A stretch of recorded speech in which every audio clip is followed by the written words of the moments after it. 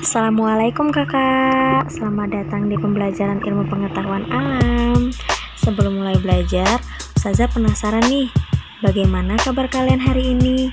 Semoga tetap sehat dan semangat ya untuk mengikuti pembelajaran.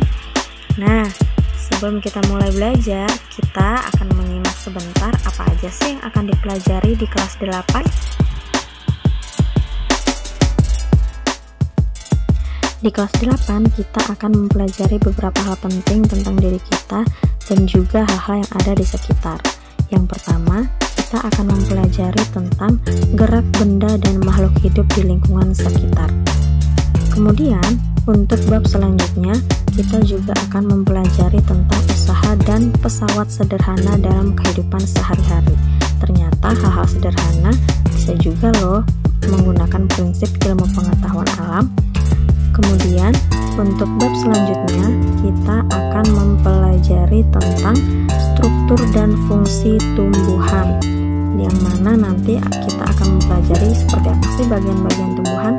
Kemudian selanjutnya kita akan mempelajari sistem pencernaan pada manusia.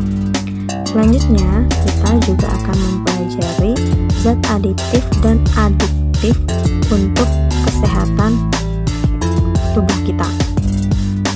Terakhir, kita juga akan mempelajari tentang seperti apa sih sistem peredaran darah dalam tubuh kita.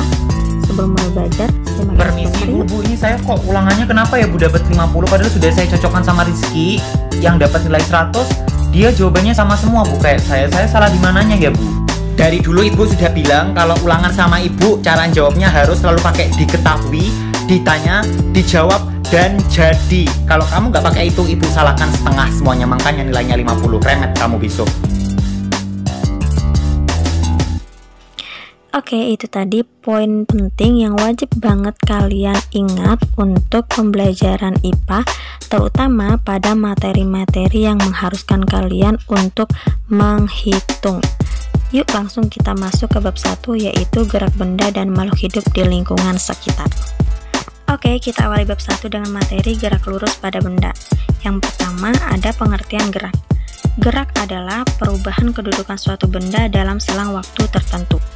Poin yang kedua adalah gerak selalu relatif, tergantung pada titik acuan yang digunakan. Contohnya adalah ketika kita berada di dalam mobil dan melihat keluar jendela, pohon-pohon yang ada di luar bergerak berlawanan dengan kita, padahal sebenarnya pohon-pohon tersebut tetap diam. Kemudian poin yang ketiga adalah jenis-jenis gerak. Gerak dibagi menjadi dua, yaitu menurut titik acuan, yang kedua menurut lintasan.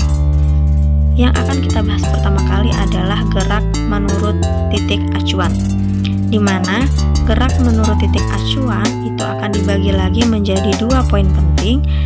Yang pertama adalah gerak nyata, di mana gerak nyata adalah gerak benda yang benar-benar terjadi ditinjau dari suatu titik acuan yang diam.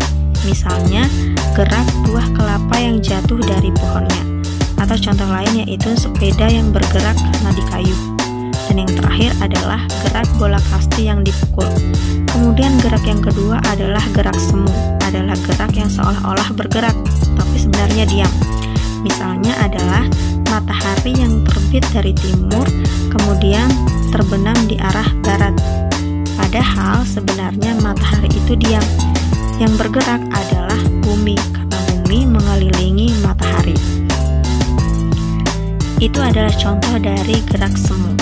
Kemudian kita akan membahas jenis gerak yang kedua, yaitu gerak menurut lintasannya, yang mana gerak ini dibagi lagi menjadi 3 bagian. Yang pertama adalah gerak lurus. Gerak lurus adalah gerak benda yang memiliki lintasan lurus.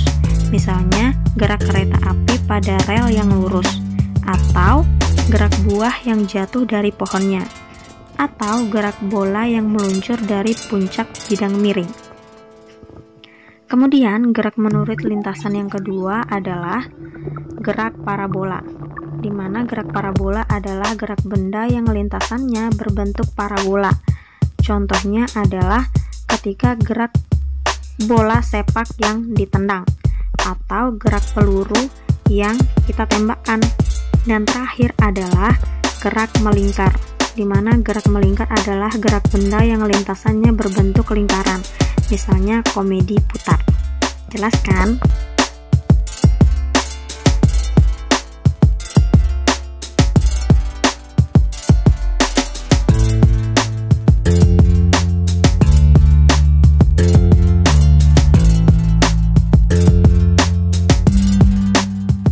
Poin keempat dari bab 1 yaitu jarak dan perpindahan. Untuk jarak dan perpindahan yang harus kita ketahui utama adalah arah mata angin.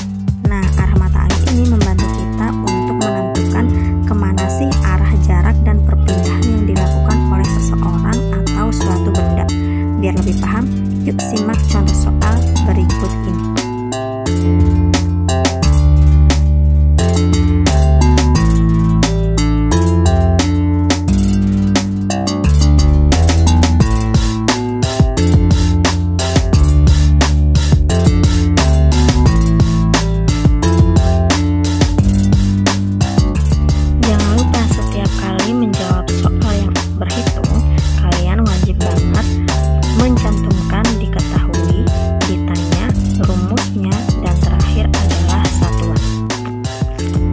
Kemudian silakan gambarkan arah sesuai yang ada di soal, yaitu 80 km ke arah timur, kemudian 50 meter ke arah barat.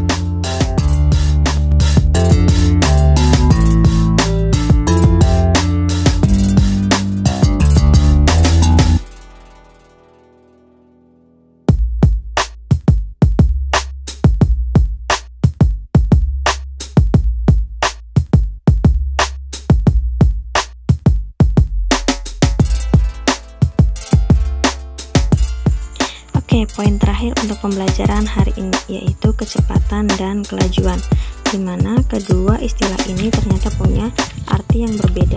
Ayo kita simak berdasarkan rumus di bawah ini. Kecepatan sama dengan perpindahan yang dibagi dengan waktu. Sedangkan kelajuan itu rumusnya adalah jarak yang ditempuh suatu benda dibagi dengan waktu.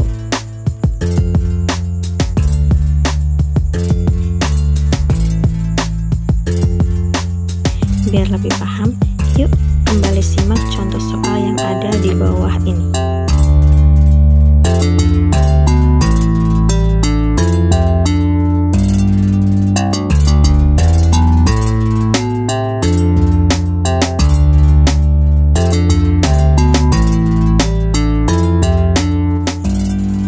Sama seperti soal sebelumnya, kalian tetap harus mencantumkan diketahui, ditanya, dan satuan. Oke, untuk yang pertama kita tentukan dulu jarak dari siswa tersebut. Diketahui siswa berjalan dari timur ke barat sejauh 6 meter dan berbelok ke utara sejauh 8 meter. Jadi total jarak yaitu 14 meter. Kemudian untuk perpindahan, dari gambar kalau ditarik garis dari timur ke barat lalu berbelok ke utara akan membentuk segitiga siku-siku.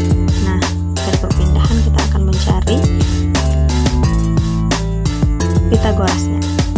Oke, yang ditanya adalah ada dua, kecepatan dan kelajuan. Untuk kecepatan, seperti yang tadi rumusnya adalah perpindahan dibagi dengan waktu.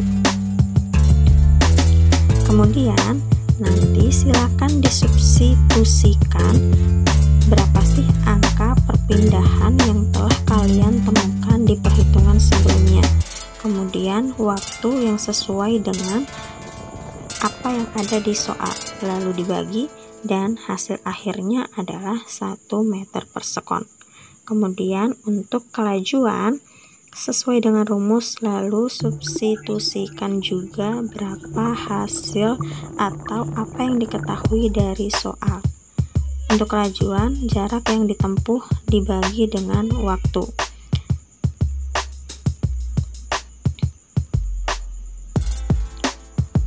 Di perhitungan awal kita mendapatkan nilai jarak yaitu 14 meter. Kemudian untuk nilai waktu yaitu 10 meter. Maka hasil akhirnya adalah 1,4 meter per sekon. Bagaimana contoh soalnya? Mudah kan? Jangan lupa dicatat ya. Kalau sudah, silakan download latihan soal di Google Classroom, kemudian jawabannya difoto maksimal pukul 16.00. Oh iya, dikirim di Google Classroom juga ya.